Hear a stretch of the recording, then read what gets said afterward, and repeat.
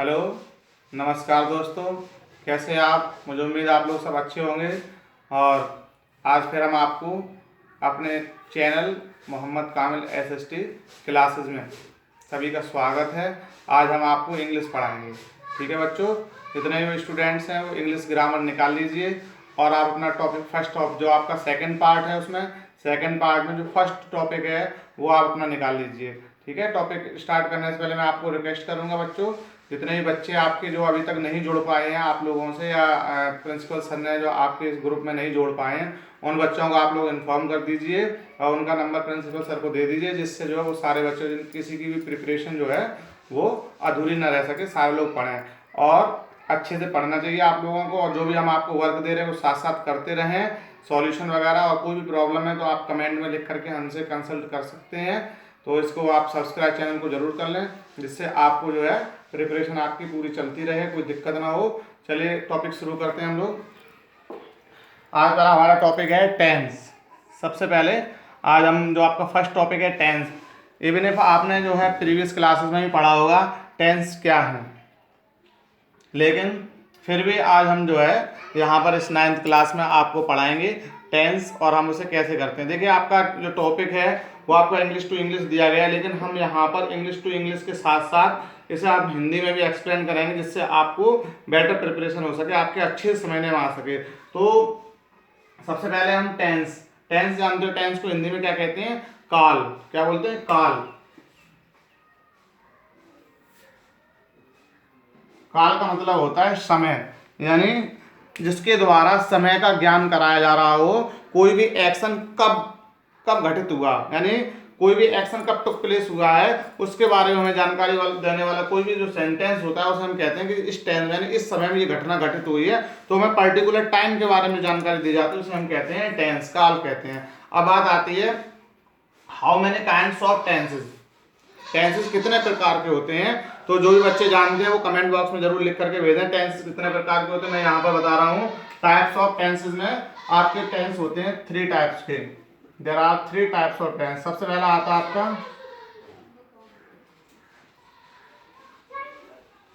Present tense,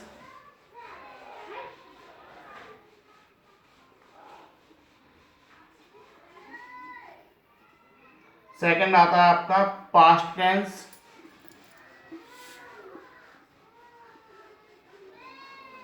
और third आता है बच्चों आपका फ्यूचर टेंस। तो यहाँ हमें ये जानकारी हुई कि हमारे टेंस कितने होते हैं। 3 टाइप्स के आपके टेंस हो गए, ये आपको समझने में आया। प्रेजेंट टाइम, कोई भी एक्शन जब प्रेजेंट टाइम में शो कराया जाता है तो उसे हम कहते हैं प्रेजेंट टेंस। जैसे आई प्ले, मैं क्रिकेट खेलता हूँ, आई रीड, मैं पढ़ता हूँ। तो इस तरीके से ये आपका प्रेजेंट टेंस में हो गया। पास्ट टेंस का जो एक्शन ये डिनोट करता है कि कोई भी इंसिडेंट, कोई भी जो घटना है वो हमारी पास्ट में घटित हुई है, तो उसे हम कहते हैं पास्ट टेंस। जैसे आई प्लेड, मैं खेला, आई एट। तो इस तरीके से फ्यूचर टेंस, जो इंसिडेंट हमें फ्यूचर की तरफ इंडिकेट करते कि ये घटना घटित होगी, जबकि वो अभी जो है इंसिडेंट हो ही नहीं है, यानी भविष्य में होगी, तो उसे हम कहते हैं फ्यूचर टेंस। हम एक एग्जांपल यहाँ पर लिख के देखते हैं। जैसे मान लीजिए आई प्ले, तो यहाँ पर हमने देखा प्ले, इसी को हमने कैसे कर दिया आई प्लेड, ये पास्ट की हो गई, और यहाँ पर आई शैल प्ले, यानी मैं खेलूंगा। तो यहाँ पर आपको तीनों में डिफरेंस देखने को मिल गया।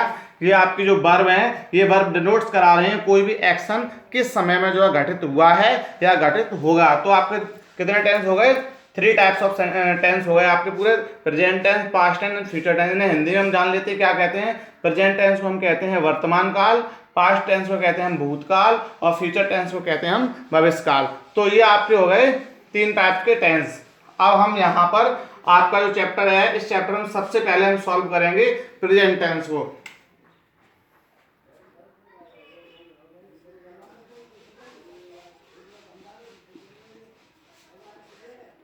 प्रेजेंट टेंस, ठीक है बच्चों। तो पहला आता है प्रेजेंट टेंस। अब ये जो 3 टेंस है इन तीनों टेंस के कितने होते हैं? 4 पार्ट्स होते हैं, यानी एक टेंस के कितने पार्ट्स होते हैं?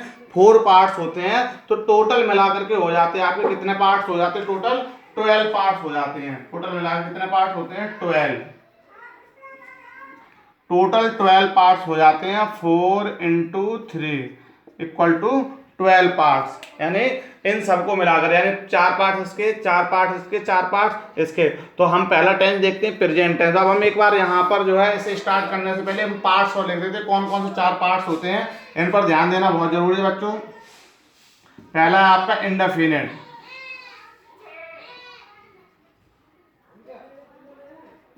इंडेफिनिट टेंस, ठीक है बच्चों। सेकंड है आपका कंटिन्यूस,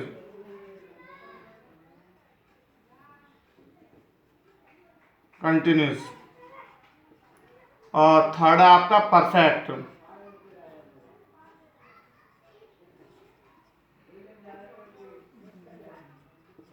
और फोर्थ है आपका perfect continuous.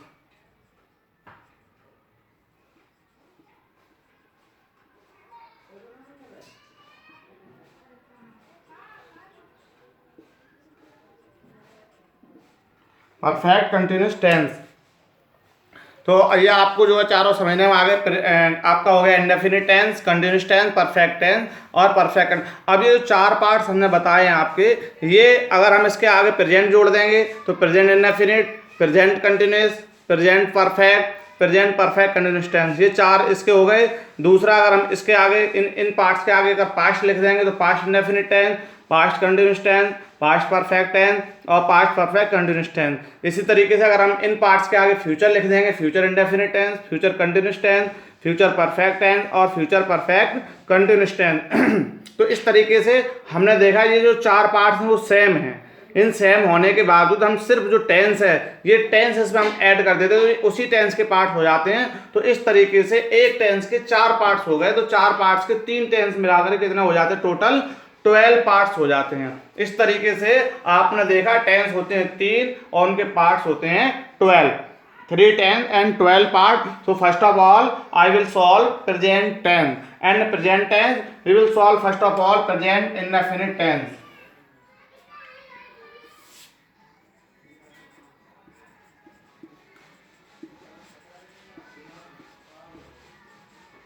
Present indefinite tense आज हम इसे सबसे पहले सॉल्व करेंगे बच्चों। तो हम इसके बारे में आपको पहले ऑलरेडी बता चुके हैं, लेकिन हम यहाँ पर फिर आपको डिस्क्राइब करेंगे क्या होता है प्रेजेंट इंडेफिनिट टेंस। हम इसे हिंदी में जानना चाहते हैं। हिंदी में सबसे पहले क्या होता है, किसी भी टेंस को सॉल्व करने से पहले हमें उसके बारे में पहचान पता होनी चाहिए। जब तक हमें उसकी आइडेंटिटी पता नहीं होगी तब तक हम उसे सॉल्व नहीं कर सकते हैं। तो इसकी सबसे पहले क्या होना चाहिए, आइडेंटिटी होनी चाहिए। क्या होनी चाहिए, आइडेंटिटी होनी चाहिए ना। आइडेंटिटी हिंदी में क्या कहते हैं, पहचान। तो इसकी आइडेंटिटी क्या है, देखिए हिंदी में हम इसकी पहचान देखते हैं। अगर कहीं हिंदी में लिखा हो तो होता है ता है,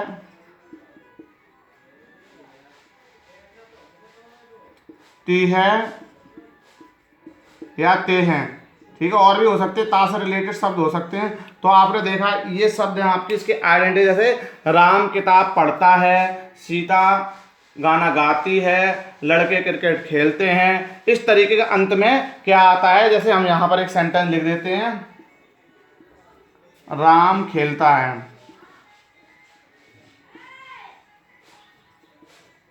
तो हमने यहाँ पे देखा ता है, अंत में क्या है, ता है देखा हमने। तो इसकी है ये आइडेंटिटी, राम खेलता है, तो लास्ट में आया ता है। इसका मतलब क्या है, it denotes the action to play in present time. जो उसने ये हमें डिनोट कराया है कि जो एक्शन घटित हुआ है वो प्रेजेंट टाइम में घटित हुआ है। तो ये हमारा प्रेजेंट इंडेफिनिट टेंस है। अब इंडेफिनिट को हम जाने तो कैसा, अनिश्चित है, यानी इंडेफिनिट में अनिश्चित, अनिश्चित वर्तमान काल। इसमें हमें ये नहीं पता चल रहा है कि कोई भी इंसिडेंट जो चल रही है वो कितने समय से चल रही है या कितने समय तक चलेगी। तो इसलिए हम इसे बोलते हैं अनिश्चित, हिंदी में बोलते हैं अनिश्चित। तो राम खेलता है, कब से खेलता है, कहाँ खेलता है, ये अभी हमें जानकारी नहीं है। तो ये तो हो गई आपकी आइडेंटिटी। अब हम बताते हैं रूल्स, इसे बनाने के क्या रूल्स होते हैं। इसमें रूल्स में हमें ध्यान रखना होगा। हम सबसे पहले देखते हैं अफर्मेटिव सेंटेंस के रूल्स में। हम देखते हैं अफर्मेटिव,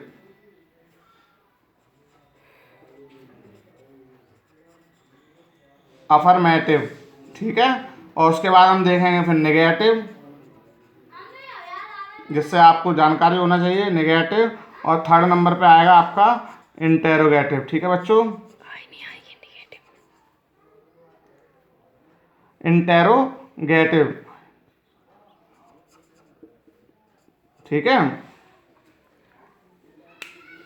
तो ये आपके हो गए पूरे 3 हो गए आपके, अफर्मेटिव, नेगेटिव और इंटेरोगेटिव। ये आपका अब आता है, हम अफर्मेटिव में बात करते हैं तो रूल्स क्या बनाने के लिए है। रूल्स तो तीनों के सेम है, लेकिन हम यहाँ पर थोड़ी सी चीजें देखेंगे।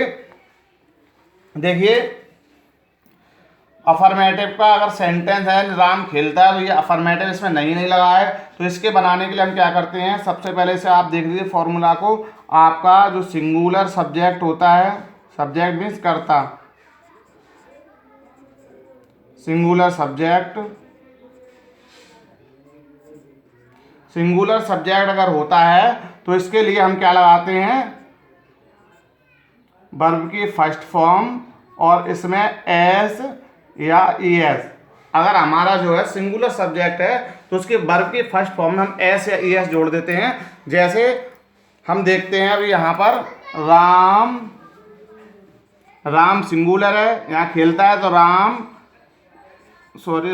प्ले, तो यहाँ पर फर्स्ट वर्ब की फर्स्ट फॉर्म लगाई हमने, तो अब राम सिंगुलर तो हमने यहाँ पर जोड़ दी एस। ये आपको सिंगुलर और प्लूरल में ध्यान रखा होगा, तो उसमें आप ध्यान रखना। ठीक है, तो ये आपका हो गया एस या ईएस, ये हो गया था आपका पूरा। ठीक है, तो ये आपका आ गया राम प्ले। ठीक है बच्चों, अब ऐसे अगर जो है अफर्मेटिव में, ये तो सिंगुलर सब्जेक्ट की बात थी, अगर सब्जेक्ट हमारा कौन सा होता है, प्लूरल, प्लूरल सब्जेक्ट होता है, तो हम इसमें हम एस या ईएस नहीं जोड़ते हैं, सिर्फ हम क्या जोड़ते हैं, वर्ब की फर्स्ट फॉर्म जोड़ते हैं, ओनली वर्ब की फर्स्ट फॉर्म जोड़ते हैं। तो जैसे हमने यहाँ पे लिखा वे खेलते हैं। ठीक है बच्चों, वे खेलते हैं, तो यहाँ पर हमने दे लिखा। आपको पता है दे क्या है, दे आपका प्लूरल सब्जेक्ट है, इसलिए हम यहाँ पर सिर्फ प्ले लिखेंगे, यहाँ पर एस या एस नहीं जोड़ेंगे। तो ये आपका अफर्मेटिव सेंटेंस यहाँ पर पूरा सॉल्व हो गया, क्लियर हो गया। अब हम देखते हैं नेगेटिव सेंटेंस की तरफ। तो अगर सेंटेंस नेगेटिव है तो यहाँ पर सिंगुलर सब्जेक्ट था, तो हम सिंगुलर सब्जेक्ट के इसमें फिर से देखते हैं। सिंगुलर सब्जेक्ट के साथ हम क्या लगाते हैं, डज और नॉट लगा करके वर्ब की फर्स्ट फॉर्म। और ये किसके लिए, देखिए हम यहाँ पर शॉर्ट में लिख दे रहे हैं सिंगुलर सब्जेक्ट, और यहाँ पर हो जाएगा आपका प्लूरल सब्जेक्ट के साथ क्या लगाएंगे हम, डू नॉट प्लस वर्ब की फर्स्ट फॉर्म। यहाँ पर ये ध्यान रखना है, देखिए जो डू वर्ब है आपका, डू वर्ब कहीं भी आ रही हो, कहीं भी, चाहे प्रेजेंट टेंस में हो या पास्ट टेंस में, डू, डज, डिड, इनके बाद हमेशा वर्ब की फर्स्ट फॉर्म ही लगती है। वर्ब की फर्स्ट फॉर्म में और कुछ नहीं लगता है और ना कोई दूसरी फॉर्म लगती है, ओनली ऑलवेज यूज वर्ब की फर्स्ट फॉर्म। तो इस बात को आप हमेशा ध्यान रखना। तो यहाँ पर सिंगुलर सब्जेक्ट के साथ वर्ब की फर्स्ट फॉर्म और डज नॉट, और प्लूरल सब्जेक्ट के साथ डू नॉट और वर्ब की फर्स्ट फॉर्म। जैसे मान लीजिए यहाँ पर ये सेंटेंस लिखा था राम खेलता, तो हम यहाँ पर लिख दें मैं किताब नहीं पढ़ता हूँ, मैं किताब नहीं पढ़ता हूँ। ठीक है बच्चों, समझने में आ रहा हो तो लाइक ज़रूर करें, जिससे हमें पता चले आप लोगों को समझने में आ रहा है या नहीं। तो हमने यहाँ पे देखा, पहले आ गया ये आपका नेगेटिव में, प्लूरल में आ गया। चलो, I do not read a book. तो हमने यहाँ पे देखा ये सब्जेक्ट हमारा प्लूरल था, तो इसके साथ हमने डू नॉट लगा दिया। ऐसे जैसे मोहन खाना नहीं खाता है। ठीक है,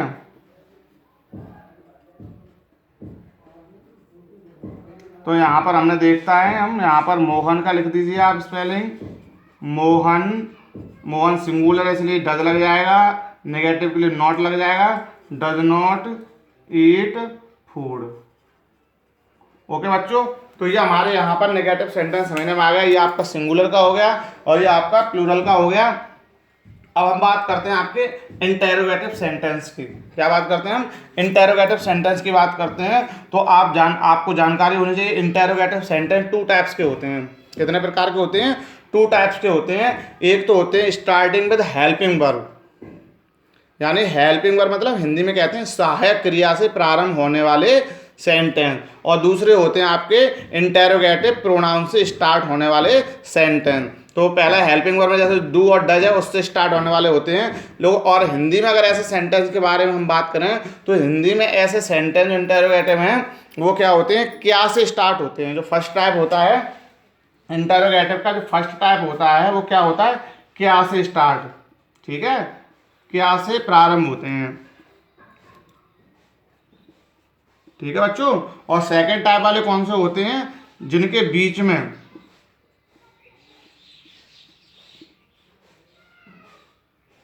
बीच में जो है क्या, कब, कहाँ, जिनके बीच में क्या, कब, कहाँ, कैसे, क्यों, ये शब्द दिए होते हैं। तो ये आपके दो प्रकार के हो गए, क्या से प्रारंभ होने वाले और जिनके बीच में क्या, कब, कहाँ दिया होता है। तो इस तरीके के दो सेंटेंस हो गए आपके इंटेरोगेटिव। बहुत ध्यान रखने की जरूरत है क्योंकि अभी हम जितना एक्सप्लेन कर रहे हैं वो आगे जो है थोड़ा कम करेंगे क्योंकि अभी आपका स्टार्टिंग है। तो हम पहले देखते हैं क्या से स्टार्टिंग होने वाले हैं। इसका मतलब क्या है, हेल्पिंग वर्ब से स्टार्ट होने वाले सेंटेंस जो आपके इंटेरोगेटिव में। तो क्या हो जाएगा, देखिए हम देखते हैं, क्या वह पाठ याद करती हैं, अंत में प्रश्नवाची चिन्ह लगा होगा। इंटेरोगेटिव मार्क्स लगाना ना भूलें बच्चों, क्योंकि अगर आपने इंटेरोगेटिव मार्क्स नहीं लगाया तो सेंटेंस आप बिल्कुल 100% सही करते हैं वो रॉन्ग माना जाएगा। तो ये आपका आ गया, हमने देखा क्या से, यानी फर्स्ट टाइप का सेंटेंस, ये क्या से सेंटेंस स्टार्ट हुआ है। तो ऐसे सेंटेंस के लिए हम क्या करते हैं, देखिए क्या से स्टार्ट होने वाले वाक्य में क्या करते हैं हम, सब्जेक्ट से पहले डू जो होता है, डू या डज, सब्जेक्ट से पहले लिखते हैं, यानी कर्ता से पहले, और उसके बाद क्या लगते हैं, वर्ब की फर्स्ट फॉर्म। वर्ब की फर्स्ट फॉर्म कब लगाते हैं, कर्ता के बाद में लगाते हैं, सब्जेक्ट के बाद में लगाते हैं। नहीं तो आप ये सोचो कि डू और डज के बाद में लगा दें। तो हमने ये सेंटेंस देखा क्या से स्टार्ट हुआ है, तो क्या वह है, तो ये वह क्या है, सिंगुलर है ना। ही मीन्स ही, सॉरी यहाँ पे सी है क्योंकि ये करती है, इसका मतलब क्या है, मेल फीमेल है। तो इसका मतलब क्या आएगा, सी, SHEC। तो हमें पता चल गया सी जो है वो सिंगुलर है। तो इसलिए हमने सिंगुलर में क्या इस्तेमाल करते हैं, जो आपके फर्स्ट रूल जो दिया था अफर्मेटिव में, डू या डज जो दिया था, तो सॉरी सिंगुलर के लिए सब्जेक्ट में क्या दिया था, नेगेटिव में डू डज दिया था। तो हमने यहाँ पे क्या लिखा, डज, इससे हमने सब्जेक्ट से पहले डज लिख दिया। तो बस इतना है, इसमें और कुछ करने नहीं है। डज से अब याद करना है क्या, वर्ब की फर्स्ट फॉर्म लगाते हैं, डज सी लर्न, ठीक है, क्या हुआ, पाठ याद करते, does she learn the lesson.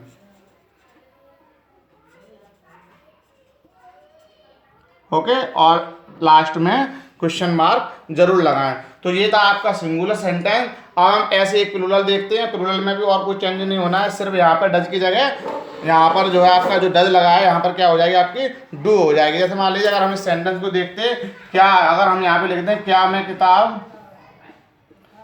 किताब नहीं पढ़ता हूँ, अगर इस सेंटेंस को हम थोड़ी देर के लिए लिख दें तो ये आपका जो ये है डू वो यहाँ पर आ जाएगा और इसमें कोई चेंजेस नहीं होना है। बस इतना सा था आपका, ठीक है बच्चों। बाद में चाहे आप हमसे कमेंट करके पूछ लें अगर आपको समझ नहीं आया। अब हम देखते हैं सेकंड टाइप का, जिनके बीच क्या, कब, कहाँ होता है। इनके लिए हमें क्या करना होता है, जो आपके इंटेरोगेटिव प्रोनाउन होते हैं, ठीक है, इंटेरोगेटिव जो प्रोनाउन से जो सेंटेंस स्टार्ट होते हैं उन्हें हम सबसे पहले लिखते हैं, प्लस उसके बाद क्या लिखते हैं हम, डू या डज, ठीक है।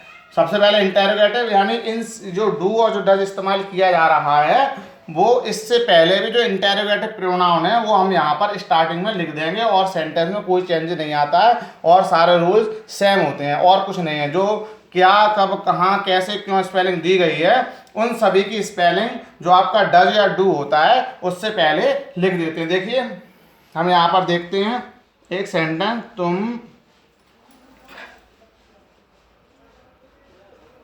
स्कूल कब जाओगे, सॉरी तुम स्कूल कब जाते हो,